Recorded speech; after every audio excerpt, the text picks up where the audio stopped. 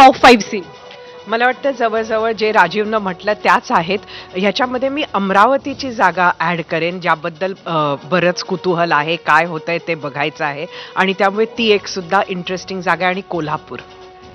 त्यामुळे तर प्रचंड अशा मोठ्या संख्येनं महाराष्ट्रामध्ये किंवा देशामध्ये अशा खूप साऱ्या जागा आहेत, खास करून महाराष्ट्रामध्ये, कारण महाराष्ट्राची निवडणूक अनेक अर्थांनी वैशिष्ट्यपूर्ण ठरली आहे. एक मोठी ब्रेकिंग न्यूज अशी आहे की दिल्लीच्या तख्तावरती पुन्हा मोदीच बसणार का?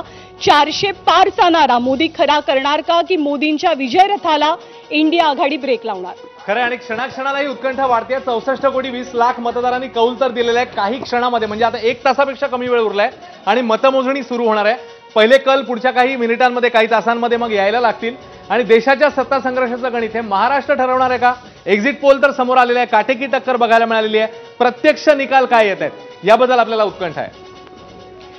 आपले प्रतिनिधी अक्षय भाटकर सध्या आपल्यासोबत आहेत. अक्षय, ठाण्याचा आहेस तू, ठाण्याच्या जागेकडे सर्वांचं लक्ष लागलेलं आहे.